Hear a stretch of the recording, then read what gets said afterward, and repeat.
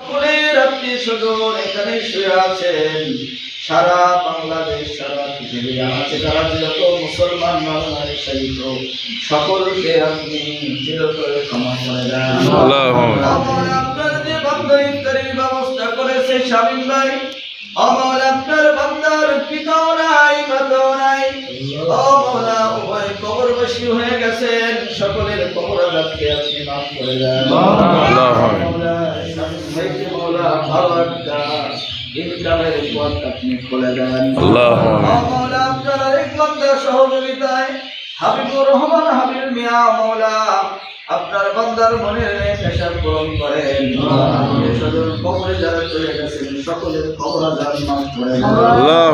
মাওলা বিশেষ করে মাওলা অনেক মানুষ দোয়া চেয়েছে মাওলা, সবার মনের খবর ভালো জানেন, অনেক মানুষ কোরআন খতম করেছে, লাখল্লা খতম করেছে, সকলের সমস্ত আমলগুলো কবুল করে নেন। মাওলা আমাদের মধ্যে অনেকে অসুস্থ, সকলকে শিফায়ে কামিলা আজেলা নসিব ফরমান। ও মাওলা হাসপাতালে ফিরে যত মুসলমান নরনারী সকলকে শিফা দান করেন।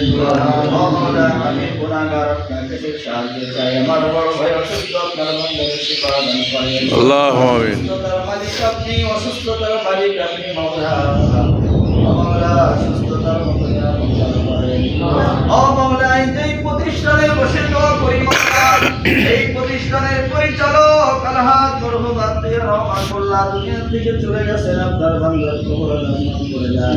আল্লাহু আমিন। মাওলা তার স্ত্রী জাকির দুনিয়া থেকে চলে গেছে, তার কবর আযাব মাফ করে দেন। আল্লাহু মাওলা ইকবালি মাওলা রিয়া দুনিয়া থেকে চলে গেছেন, মাওলা তার কবর আযাব মাফ করে দেন। আল্লাহু